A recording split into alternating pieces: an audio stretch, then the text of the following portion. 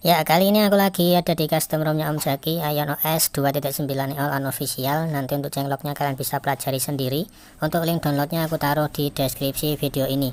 Kemudian untuk bloatware bawaannya dia sudah ada YouTube Fancet, cuman waktu dibuka hasilnya nggak bisa dibuka, jadi ini ngebug. Kalian harus ganti pakai YouTube Fancet yang biasa. Dan ada juga browser via SimToolkit, Retro Music, Radio FM, itu sudah aku hapus ya untuk file-file atau untuk aplikasi sistem aplikasi bloatware bawaannya, yaitu tadi empat-empatnya sudah aku hapus semua. Dan untuk cara hapusnya kalian bisa ikutin tutorial yang sudah aku pernah share di pojok kanan atas linknya ya, atau mungkin aku taruh di kolom deskripsi video ini. Oke, biar gak lama-lama langsung aja kita review satu persatu. Yang pertama di bagian kameranya. Untuk kameranya ini sebenarnya nggak ada kendala ya, nggak ada kendala. Untuk sistem sound waktu di disable juga mau diem. Save to SD card ini aman, terus stem sama device watermark ini normal. Kemudian yang nggak ada itu fingerprint shooter ya. Kemudian untuk video, untuk slow mo nya ini aman, nggak ada kendala. Terus untuk settingnya ada image stabilization, terus video quality-nya juga sudah support 60 fps guys. Kemudian untuk potret, square, panorama ini semuanya aman. Jadi untuk kamera overall nggak ada kendala guys. Terus untuk Magis yang aku pakai di sini masih tetap kayak biasa, Magis 23.0, dan untuk safety netnya masih tercentang dua-duanya ya. Untuk safety netnya aman. Sekarang kita cek di bagian Play Store-nya apakah sudah tersertifikasi apa belum. Bagian paling bawah kalian bisa lihat device is certified, artinya sudah tersertifikasi. Kemudian langsung aja masuk di bagian menu settingnya. Kita cek dulu di bagian about phone, dan ini dia tampilan di about phone ya, Android versinya 10. Dan untuk kernelnya sudah aku ganti. Sebenarnya dia pakai extended ya, pakai extended, dan hasil pakai kernel extended ini ya aku rasa standar biasa aja, extended yang kayak gini. Dan untuk pengetesan CPU throttlingnya kayak gini ya, standar biasa. Dan ini masih belum overclock ya, masih non OC 1.8 GHz. Dan untuk hasil skor Antutunya dia dapat 151 ya. Menurutku ini lumayan standar, tapi kemudian aku ganti pakai Dagel. Ini CPU throttlingnya hampir mirip-mirip tapi lebih oke. Padahal ini maksimal CPU clocknya ini yang overclock ya. Terus kalau kita bandingin hasil skor Antutu, wah kok belibet ya, itu hasilnya kayak gini rinciannya ya. Dan untuk suhunya pun juga nggak jauh beda, jadi mendingan pakai Dagel aja ya, sama-sama suhunya agak lumayan anget ya, mending sekalian aja pakai yang OC ya kan.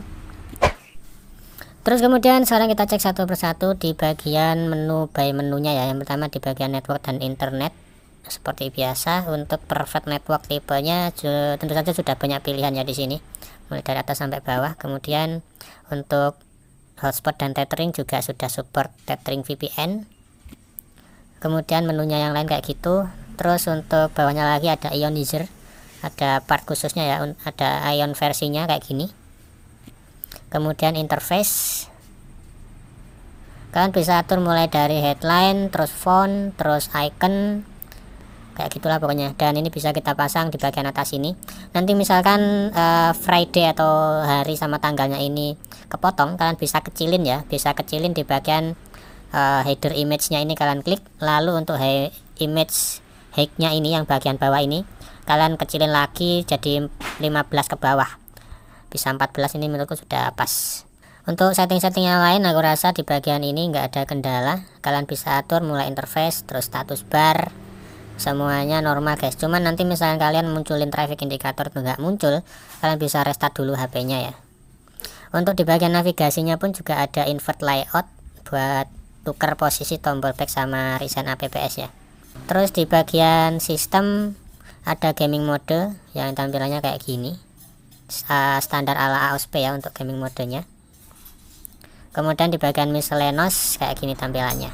Ada burn in protection ya, tapi menurutku sih ini agak lumayan ya, lumayan work lah. Kalau dibanding sama custom ROM lain itu kelihatan banget burn innya.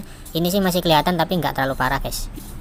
Kemudian di bawahnya lagi ada baterai. Untuk fiturnya standar seperti biasanya, tapi ada smart pixel di sini. Aku nggak paham fungsinya apa ini, kalau diklik dia jadi redup gitu ya.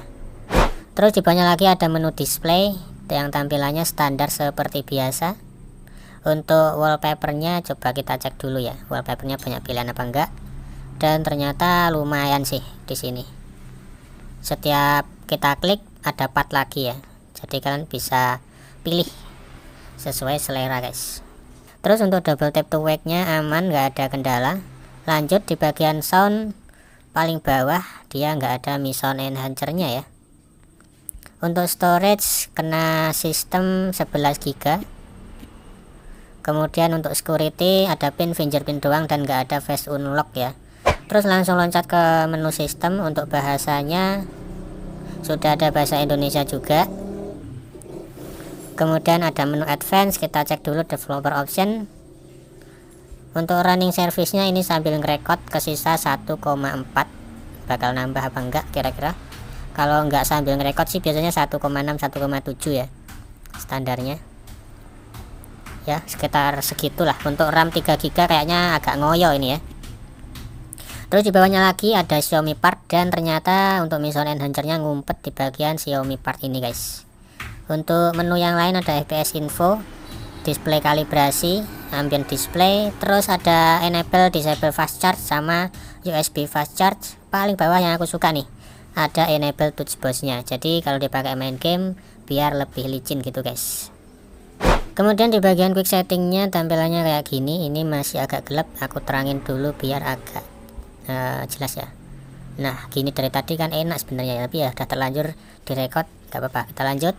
Untuk fitur-fiturnya masih ada di bagian bawahnya lagi, cuman ya biarin di bawah aja ya karena nggak terlalu butuh. Dan untuk screen recorder sebenarnya ada 3 pilihan ya, kalian bisa pakai semuanya aman, normal, nggak ada kendala guys. Langsung kita cek hidupin hotspot sama wifi, dan ternyata ya tentu aja aman ya. Kalau kebanyakan di custom ROM-nya Kang Jaki, untuk dua hal ini aman guys, tenang aja. Nah aku tambahin reading mode di sini ya. Biasanya untuk reading mode itu ada kendala, coba kita klik. Untuk reading mode nggak ada kendala guys. Untuk naik light juga nggak ada kendala, semuanya aman, normal, nggak ada kendala guys. Yaudah gitu aja untuk review kali ini, makasih sudah nonton dan kita bakal ketemu lagi di next video. See you, bye bye.